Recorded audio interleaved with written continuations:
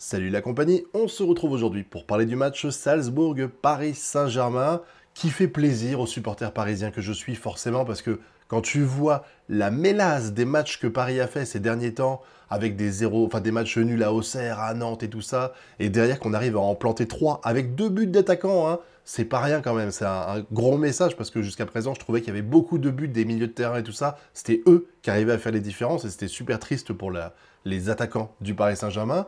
Et bien là, ça fait plaisir, mais je pense qu'il est important de garder les pieds sur terre et de voir le verre à moitié plein, c'est très bien, mais aussi de ne pas oublier que s'il est à moitié plein, c'est qu'il est également à moitié vide. Parce que ce match-là, il y a beaucoup de choses positives, on va y revenir, mais avant, je voudrais quand même parler de l'adversaire, qui a pour ainsi dire été inexistant.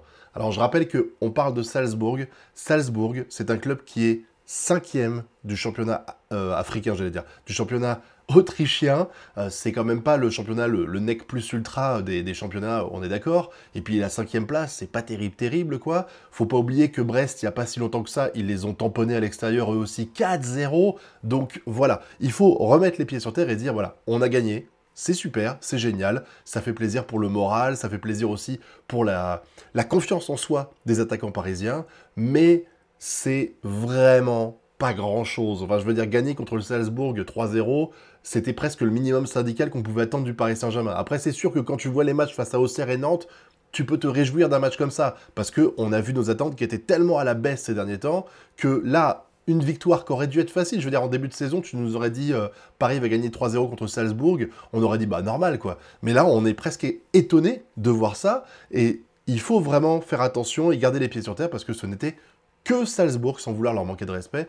Ah, après, le match en lui-même, j'avoue, maintenant que j'ai terminé un petit peu le côté général et un peu pétage de motivation et tout ça, on va parler des choses positives parce qu'il y en a eu énormément. Déjà, je vous avouerai que, alors, on est encore une fois dans un match dans lequel, avec la composition d'équipe de Luis Enrique, je m'inquiétais. Alors, inquiéter, c'est peut-être pas le bon terme, mais j'étais pas spécialement très enthousiasmé. J'avoue que Fabian Ruiz titulaire et Kang In Lee à droite, c'est pas vraiment ma tasse de thé. Je trouve que c'est pas vraiment les joueurs dans les meilleures dispositions et la meilleure composition du Paris Saint-Germain. C'est son choix, il a payé en plus parce que on va y revenir, ça a été vraiment très bon. Mais au final, quand tu regardes, sur le plan offensif, Paris, ils ont vraiment complètement dominé le débat. Je crois qu'il y a quasiment rien eu. Il y a peut-être eu 3 tirs cadrés, enfin 3 tirs, même pas 3 tirs cadrés, de la part de Salzbourg. Il y a vraiment eu une totale domination, que ce soit au milieu de terrain ou en attaque. Les défenseurs, j'y reviendrai parce qu'il y a eu 2-3 erreurs, j'ai trouvé, mais dès le début du match, on a eu une totale domination, une totale prise du terrain. Je crois qu'il y a un tir de Vitinha à la 9e minute, suivi d'une tête de Ramos qui tente de reprendre après un arrêt du gardien.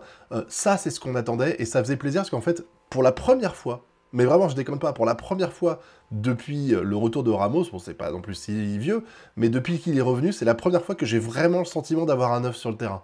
Vous savez, un joueur qui est vraiment un renard des surfaces, qui est là, qui est présent, qui met la pression sur les défenseurs, sur le gardien et tout ça. Parce que avant, quand il y avait des actions qui étaient menées sur le côté, quand il y avait un centre, des fois le centre il faisait tout le tour, il fuyait, personne n'avait la balle, ou alors c'était le genre ça partait de droite et ça allait sur l'ailier gauche qui était un peu excentré et qui pouvait pas faire grand chose avec. Et là, j'ai vraiment le sentiment en fait que Ramos a joué un rôle majeur. N'en déplaise à Luis Enrique qui a dit derrière que ça changeait pas grand chose. Ce mec, il me tue des fois dans ses remarques. En plus, comment niquer le moral de Ramos. Enfin bon, ça, c'est un autre détail. Mais j'ai trouvé que la présence de Ramos, en fait, a fait beaucoup de bien. Parce que, en plus de ça, on continue d'avoir des actions qui viennent des ailes, on est d'accord. Mais le fait que Ramos soit au centre, ça met la pression aux défenseurs qui sont obligés de faire attention à lui, ce qui fait que ça libère des espaces et pour Barcola et pour Hakimi, Kang In Lee à droite et tout ça. Et ça fait un bien fou. Et tu l'as senti, on l'a senti. Alors après, bon, Ramos, il a pas tout réussi, hein.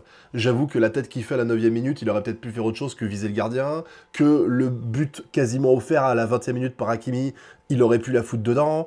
Et par contre, bon bah, derrière, il se rattrape au bout d'une demi-heure, il plante le but. Tout petit coup de pied là dans le coin, là, c'était génial. Il faut quand même féliciter là-dessus Hakimi, qui fait vraiment... Moi, ce que j'aime bien avec Hakimi par rapport à Dembélé en ce moment, c'est que Hakimi, il est vraiment dans un rôle altruiste. C'est-à-dire qu'il y a 3-4 fois où il aurait pu tirer et il aurait pu marquer, on ne sait pas, on ne saura jamais, mais il a fait des passes en retrait. Que ce soit sur le premier ou le 3e but, je crois, vraiment, c'était agréable de voir que quand il est dans une position de tir, il est assez serein pour se dire est-ce que je suis le mieux placé? Non. Il y a, au centre, il y a Désiré Doué pour le troisième, je crois, et Gonzalo Ramos pour le premier. Il y a des joueurs qui sont mieux placés que moi pour faire la différence, même la tête qu'il fait à un moment donné. Enfin voilà, il a fait beaucoup de trucs comme ça et j'ai trouvé que c'était vraiment agréable d'avoir ce joueur. Pour moi, Hakimi, homme du match, alors qu'il n'a pas mis de but, parce qu'il a tellement pesé sur le jeu parisien, il est tellement à l'origine d'au moins 2 des 3 buts et les 2 tiers des actions, ou voire les 3 quarts des actions parisiennes, que ce mec est incroyable, quoi. Mais ce qui est intéressant aussi, c'est que par rapport aux autres matchs du Paris Saint-Germain, où toutes les actions venaient quasiment tout le temps de la droite, là, on a eu un Barcola qui était en jambes, qui a fait des choses à gauche, aussi sans doute un peu, hein, parce que Nuno Mendes est beaucoup plus monté. Et ça fait plaisir, parce qu'il y a vraiment eu des jeux à 3 entre Barcola, je crois que c'est Barcola, Mendes et Doué, qui fait une super rentrée, j'en parlerai après, à la fin du match, qui permet de mettre le but de Nuno Mendes. En fait, ça fait plaisir, parce que j'ai l'impression que Nuno Mendes, à ce match-là, il était libéré. Il a pu attaquer. Et c'est quelque chose qu'on voit, alors... Je sais que les gens sont pas forcément très gentils avec Fabian Ruiz en ce moment, et c'est vrai qu'il a des années-lumière du niveau qu'il montre en Espagne, donc on peut être critique parce que on voudrait qu'il ait le même niveau en équipe du Paris Saint-Germain qu'en Espagne, mais quand il y a Fabian Ruiz sur le terrain, en fait, j'ai remarqué un truc, c'est que j'ai le sentiment que Fabian Ruiz, il a souvent tendance, à l'image de Zaïre Emery qui le fait du côté droit pour Hakimi, à savoir prendre sa place quand Hakimi monte, j'ai le sentiment que Fabian Ruiz, il est beaucoup dans le sacrifice quand Nuno Mendes monte. Quand Nuno Mendes monte, Fabian Ruiz descend pour prendre sa place, ce qui permet à Nuno Mendes de pouvoir faire des actions offensives sans avoir peur derrière de mettre en danger l'équipe de Paris. Et du coup, ça a payé, voilà. Ça a payé, il faut le dire. Fabian Ruiz, dans ce match, il n'a pas été mauvais, il n'a pas été excellent non plus, mais il a joué ce rôle que joue Zaïre Emery et qu'il a joué aussi quand il est rentré à sa place après. Et ben, ça fait plaisir, voilà, parce que du coup, on avait l'impression que ce soit à droite ou à gauche, on pouvait mener des attaques fulgurantes des deux côtés, parce que c'est dangereux quand tu les fais que d'un seul côté. Quand 90% de ton jeu, il se passe à droite, bah du coup, l'adversaire, il le sait, il met les armes qu'il faut de son côté à lui, à gauche, du coup, pour pouvoir contrer tout ça, et puis il sait qu'à droite, il n'y aura pas beaucoup de résistance, ça va aller. Et là, bah du coup, à gauche, ça a fait chier aussi. Barcola, il a été bon. La doublette Barcola-Ramos a bien marché, celle de Doué aussi. Non, vraiment, on a réussi à planter 3 buts, et surtout 2 buts qui ont été extrêmement bien construits, que ce soit le deuxième ou le troisième, d'un côté droit et d'un côté gauche, qui montre encore une fois qu'on peut être dangereux et on peut être percutant des deux côtés, ça fait plaisir. Et on peut dire aussi merci au travail des milieux de terrain qui ont fait qu'on jouait un rôle incroyable. Alors, il y a des moments qui m'ont un peu frustré. Il y a plein de moments, c'est un peu le syndrome, j'appelle ça le syndrome Enrique, c'est quand on a une contre-attaque qui est en train d'être menée, alors c'est pas arrivé souvent, parce que c'est pas souvent qu'ils ont attaqué, hein, les joueurs de Salzbourg, mais il y a 2-3 moments, notamment je crois à la 20e minute, un truc comme ça, il y a une action qui est menée, et en fait le milieu de terrain s'arrête net, et il fait une passe en retrait. Moi, ça me tue quand on fait pas de tentative comme ça, mais en dehors de ça, j'ai trouvé que globalement, on a eu des choses qu'on n'avait pas vues depuis quelques temps, je trouve. Les passes en profondeur, ça c'est quelque chose qui... Les appels comme ça pour passer en profondeur et tout, c'est quelque chose que j'avais l'impression de ne plus trop voir. Alors après, il faut dire ce qu'il y a aussi. C'est difficile de voir ça quand tu as eu un Nantes ou un Auxerre qui joue limite avec 6 défenseurs, qu'avec un Salzbourg qui lui prend des risques et qui lui a tenté avec seulement 4 défenseurs de nous arrêter. Du coup, ça permet de libérer plus d'espace, et c'est vrai que les joueurs sont beaucoup plus libérés. Mais on a eu un milieu de terrain percutant. De toute façon, je trouve que le milieu de terrain, c'est vraiment le point fort du Paris Saint-Germain, parce que la défense aussi, il y a 2-3 moments, notamment là, à un moment donné, on gagnait que 1-0, je crois, à ce moment-là, ou 2-0, et il y a une attaque qui est menée, et on voit les défenseurs, on voit Marquinhos, je crois qu'on voit aussi Vitinha et Zaïre Emery, je crois, qui reculent. Ils sont 3. T'as 3 Parisiens, et il y a un joueur de Salzbourg, et ils reculent tellement que derrière, bah en fait, ils rentrent dans la surface. C'est-à-dire que tu as 3 défenseurs, tu as 3 joueurs qui sont devant l'attaquant, il n'y a pas un mec qui a les burnes de se dire « je vais peut-être aller au contact, hein, je vais essayer », et il le laisse rentrer. C'est super dangereux, je répète encore une fois, il ne faut pas laisser un attaquant rentrer dans la surface parce qu'il a le contrôle de l'action. Tu dois prendre 10 fois moins de risques quand tu passes la ligne blanche, là. Donc, il faut faire attention à ça. Comment des défenseurs peuvent être formés, et on leur explique pas ça, moi, ça me dépasse complètement, à ce niveau-là, en plus. Mais bon, ça a été sans conséquence. Je crois que c'est Néné, le nom de l'attaquant. Il a tiré, et Donnarumma a arrêté la balle. Donnarumma qui a pas eu trop de taf à faire, mais quand même, le peu d'actions qu'il a eu à faire, il les a arrêtés. C'est déjà bien, parce que je rappelle que des fois, il y a des matchs où il y a 3 tirs, 2 buts, hein, donc... Voilà, pour une fois, Donnarumma, il n'y a pas grand-chose à lui dire de mal. Donc, je disais, les ailiers, rien à dire. enfin les ailiers, les défenseurs latéraux, rien à dire, que ce soit Nuno Mendes ou Hakimi, ils ont vraiment énormément pesé dans le jeu du Paris Saint-Germain, que ce soit offensivement ou même défensivement, ils ont fait un bon taf. Pacho Marquinhos, rien à dire, en même temps, quand t'as 3 actions dans le match à gérer, ça va, c'est pas trop dur, quoi. Je vous dis, le milieu de terrain, Neves, Vitinha, Fabian Ruiz, ça a été très bien. J'ai beaucoup aimé l'entrée de Zaïre Emery, parce qu'il a aussi permis de... Enfin, tu sentais qu'il est arrivé et qu'on a mis 2-0, je crois, ou alors il est arrivé à 2-0, je sais plus exactement. Tu sens que derrière, il a été beaucoup plus offensif qu'il ne l'est d'habitude. Hein. Il y avait une telle domination, on sentait que Salzbourg, ils avaient lâché les armes à un moment donné. Et l'attaque, je vous dis, Barcola a été très bon. Kang In-lee, la talonnade qu'il fait pour Hakimi, quand Hakimi fait la passe à Ramos, waouh, c'était tellement beau. Ça fait tellement plaisir, en fait, de voir un jeu collectif construit comme ça de la part de Paris, qu'on peut que être satisfait de ce qu'on a eu ce soir. Et puis Gonzalo Ramos, je vous dis, il a vraiment pesé. Ça a fait plaisir. Et surtout, quand Désiré Doué, je crois qu'il est rentré à sa place, il a vraiment pesé aussi. Parce qu'au final, Désiré Doué, c'est une passe D, un but. Le mec, il rentre 20 minutes, une passe D, un but. C'est ça qu'on attend depuis l'arrivée. Je crois que c'est son premier but avec le Paris Saint-Germain depuis son arrivée cet été. Ça fait plaisir. J'ai vraiment le sentiment que ça y est. Peut-être, voilà. C'est ce que je voulais dire, en fait, avec ce match-là, c'est que on a joué contre une équipe qui était nulle.